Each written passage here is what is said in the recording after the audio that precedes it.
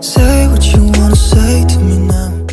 Hello, and welcome back to our YouTube channel. My name is Oribi. And my name is Judy. If this is your first time on our channel, know that we talk about relationship, we talk about marriage, love, lifestyle, faith, and so many other interesting topics you would like us to talk about. Please like, share, subscribe, and comment down in the comment section all the things you'd like to hear from us. Okay, so before we dive into our today's topic, we would like to appreciate all our existing and new subscribers.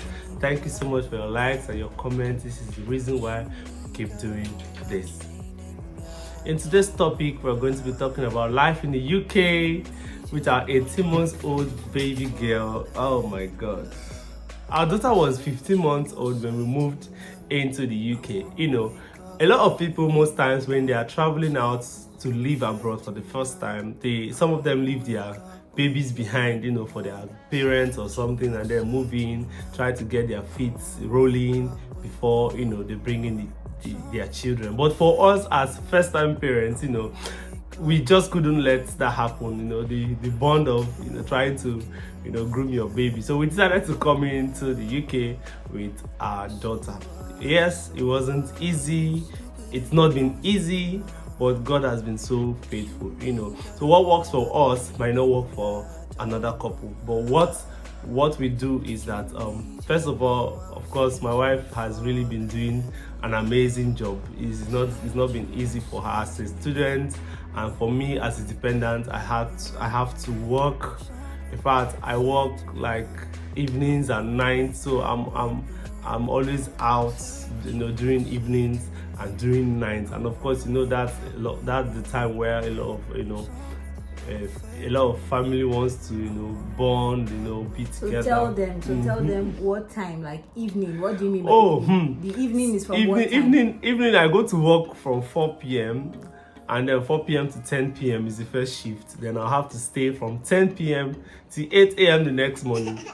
So majority of the nights in our home, you know, my wife has to be home alone with the baby. I just can't imagine, you know, what she had to go through all these times when I'm around. So you tell them how has it been, you know, spending the night alone with just Kamara? It hasn't been easy because obviously we are a close-knit family. We just rely on each other, and not having him home, you know, having to take care of Kamara like alone, it's not easy at all. Oh, you know, Kamara is a she's a handful. Yes, she's a handful. So, you know, it's not easy taking care of her. And obviously I came in as a student, and I have to study, and I'm doing a PhD, so that requires a lot of brain work. So I have to concentrate, and you know how children are, they're running up and down, climbing here. And if you don't watch your kids, they might just fall, hit their head. You don't know where they are. They're going to fall inside somewhere. So you also have to be, as well as you're reading, your eyes on your daughter. So it hasn't been easy. And having your husband, obviously he's the one solely working now, because I am just focusing on my studies, because I can't really juggle at the moment. So it hasn't been easy doing my schoolwork and also taking care of her. And then, you know, in the night, it's not easy to sleep. The cold night, you know. Oh dear. The cold night. Cold night. It's very cold. Even, okay, not just for her. Okay, now let's look at it this way. Hold on. Let me say something. Let's look at it this way. What I mean cold night is, of course, the nights are cold. Even with the heater on, you know, you have to cover your duvet. So now she doesn't have a husband there to cuddle her. You know, that's what I meant by the cold night. But at the same time, me too. Even though my job is mostly sleeping in the night, then I have to sleep in all alone. You know, even though in fact, it's not my house, so I cannot be as comfortable as I would be, you know, sleeping in my own bed. You know, so it's really not easy, even for me as the man, going out to sleep on my own. It's staying in the house without a man to, you know, secure the house, you know, staying, sleeping. Yeah. You know, it's not easy, you know. You know, then having to, you know, the whole UK system, it's really not. In fact, we were born in Nigeria, you know, raised in Nigeria. Yes, my wife has lived abroad, you know, several times, but this time we're like a new couple, at the same time trying to get our marriage rolling. Yeah. And now we are now in a new strange land where everything is strange. The people are strange. We don't have that close community of friendship and relationship we had back home. Of course, in Nigeria, if you're bored, we are from Nigeria, for those who don't know. In Nigeria, you have friends all over. The working system is different. Yeah, even when you're bored, working, where you're working, everywhere you you're can working, go and see somebody. yeah. But here, everybody is it's not working. like that. Everybody's working. Everybody's working. It's just like saying, today I'm bored, let me go and see my friend. It doesn't work, like that. They are either working during the day or they are working during the night. So if they are working during the night, in the day they are sleeping. So you don't want to go and disturb somebody that is sleeping and is getting ready to work. That's just the truth. Everybody is working to make ends meet. So nobody is like very idle. Nobody's idle to even go and start saying I want to go and see somebody. Exactly. I want to go and see or somebody. You're just home, you're going to be expecting somebody to come and visit you or spend time with you. For me, I'm mostly like home. So I only go out if I need to go and buy something. Like something for the house, something that is very important. If not, I don't leave my house. And the thing, going out is not even exciting. Going out is not exciting. It's not something you say, okay, because I'm bored, let me just go out. Especially in this dealing weather. with the cold in this winter. You have to be out there, in the cold. In fact, everybody just wants to stay indoor. If you're not working, you just want to, enjoy your bed and everything. So this not to discourage anyone from coming to the UK or coming in with your baby. Just like I said earlier, what works for us may not work for you. But our advice, or my personal advice out there is, go with your instincts. Do you think you can cope? For instance, I've never been I've never been outside the country until now. I used to hear about the cold. Oh, the cold is something else. The cold is something else. But somewhere inside of me, I knew that I can cope, even though I'm prone to cold. Even when I'm in Nigeria, when the weather is cold, I'm like, what kind of weather is this? So but here I am facing the cold weather, and I'm getting along. So follow your instincts. Tell yourself, okay, you may feel like you cannot do this, but if your instinct is telling you, or your instinct is telling you that you can, put your feet out there. Just like in the Bible, it's only when you put your feet in the Jonah that the water will divide. So you don't just stay there and be saying there are lions in the street, there are lions in the street. So you have to try it out and see if you can make it or not. So for me, I would just say that, especially for UK, it's not easy coming in with a child, but you have to have plans in place. Yeah. Especially for a child like this now. If you're taking her to crèche, it costs like £50 a day to put her in crèche. So you have to be with her alone. And it's not like here, it's not like Nigeria where you have like family members. I can drop you her with my sister, I can drop. It's not like that. Everyone is working, everyone is busy. So it's not something that you can just think, I can just drop here a person with my friend. Because everybody's working. Yeah. So you have to have plans in place.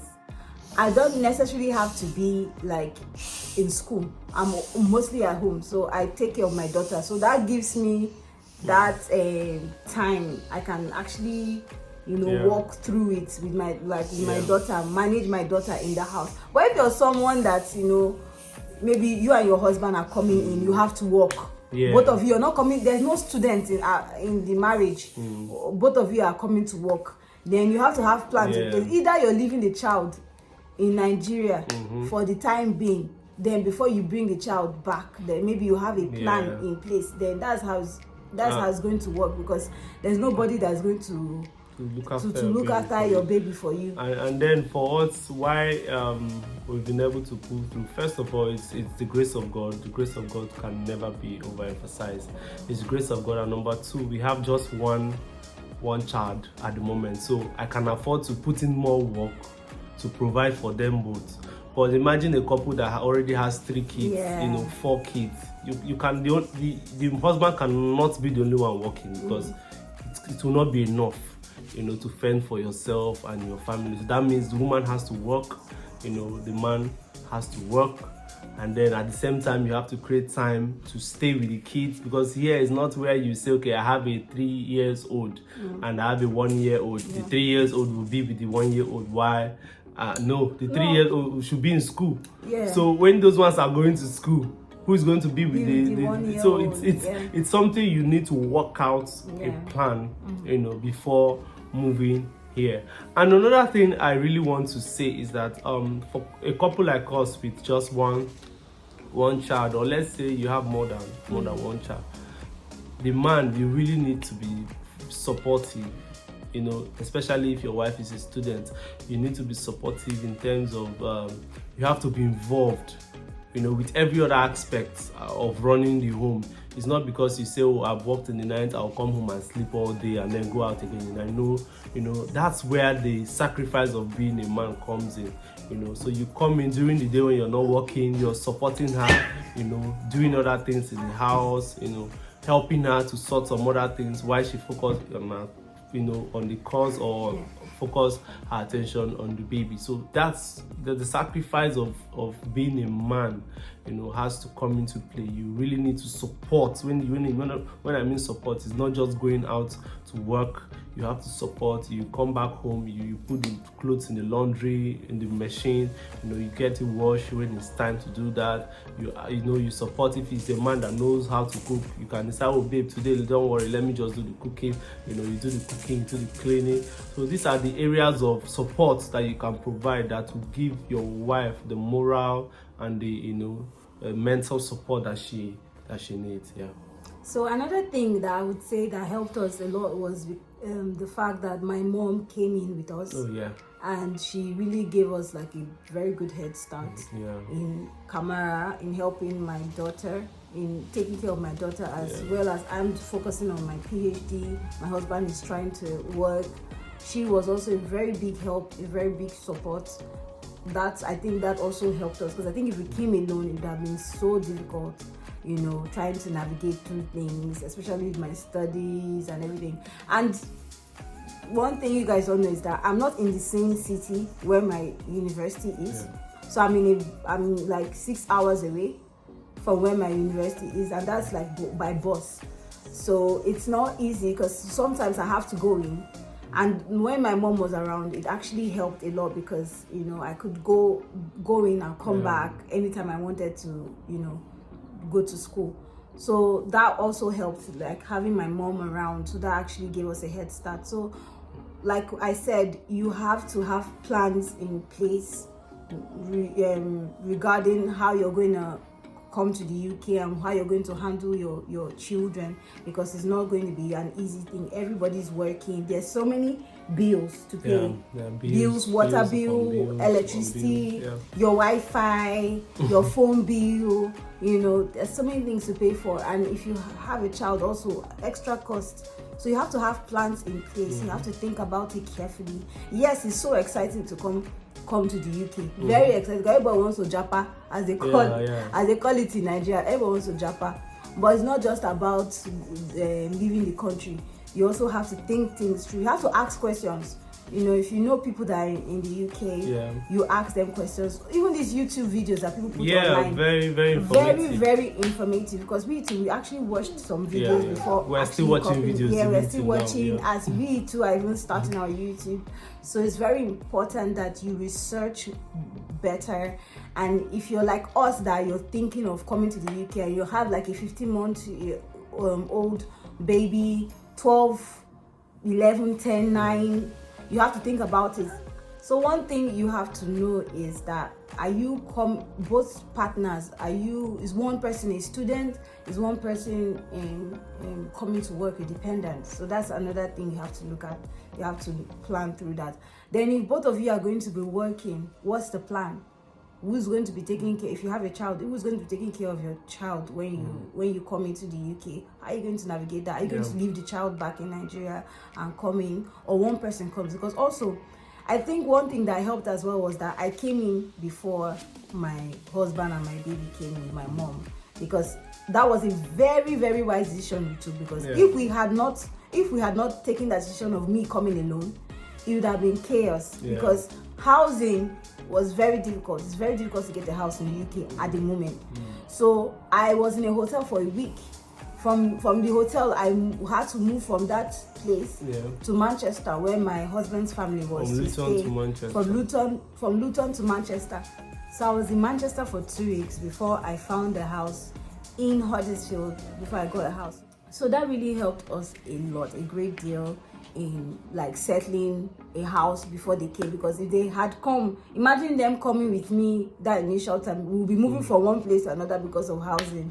It wasn't easy at all. So I also suggest that one person should come in first to come and survey the land, get all the information that you need regarding accommodation and all that, and just setting up the place. Because by the time they came, I'd already gotten chairs. When I got the house, I had to go and order a chair, I had to order wardrobe, got my baby's bed, got things in place before they came. Because I feel that if they had come with me, it would have been so stressful. So that's what I suggest for anybody with a little baby coming in that is not ready to be in school yet. I think that's what I suggest you should do. So a lot of couple here in the UK, what they do is that one of the couple works at night and the other one works in the day. So the one who works at night maybe takes night shifts from maybe 6 p.m. or maybe 8 p.m. and then comes back by either 6 a.m. or 8 a.m. and then the other person, goes. So there are always a way to move around it. But like I said, it depends on your family condition, and also your visa type. If you're both coming here to work, one person is supposed to be working. I've seen couples here in the UK who their wives maybe don't work, because of the number of kids that they have, or one person is not working but the other person is working full time. That can also work out for you, but that means you have to be making sure that whatever you're earning can cover your family expenses, your family needs. And also, to a lot of people back home who don't know what God is doing for them, you can't survive in the UK without God. I'm telling you, because the system already is designed to keep you in one spot. So it takes only the grace of God that can take you, level to level from level. In fact, where I work, sometimes when I share my story with my friends, they're like, "Oh man, now God do one for you," So it's really not easy here, in the UK. The system is designed to just make you work for them, strapping you in one particular level. You can't have a life. So for you to live above, the minimum wage and everything, you need the grace of God. So I will urge you, beef up your relationship with God. And when you come here, it shouldn't be the reason why your relationship with God will drop. A lot of people, when they come to the UK, maybe they used to be very active in church and everything, but when they come here, they're like, "Oh, I have to take fat on Sunday, pays more. I want to work on Sunday and all that." You will just keep working. You might think you're making money, but you just be in one particular level. You work and you don't have any savings. You keep working, they'll be using you. You don't have any savings. It's really not about how much you work. So allow the grace of God to guide you. Allow the grace of God to lead you. Allow the Holy Spirit to walk through you and in you, and then you see yourself flying in the UK. Okay, lastly, another thing I would suggest for women, especially if you're coming and your husband is going to be working, but you're coming as a dependent, your husband is just working, you didn't plan to work and you have a child. I also suggest that you also apply for remote jobs where you can be working out at home. So remote jobs with admin or customer service, I think that would actually help you as well to also support your husband as well, and with your child. When you've learned your child's routine and you're able to manage your child and you can still work at home. I know a lot of people that are doing these remote jobs and it's really paying off well. So that's another suggestion I would recommend. So if you watch this video up to this point, it means it made a lot of sense to you, it's making meaning to you, it's inspiring you. Please, we encourage you to make sure you like and share to someone who this video will be a blessing. Please subscribe and turn on your notification bell so that whenever we post a video, you will be the first to know. Thank you so much for sticking to the end of this video. We love you. We love you so much. Bye.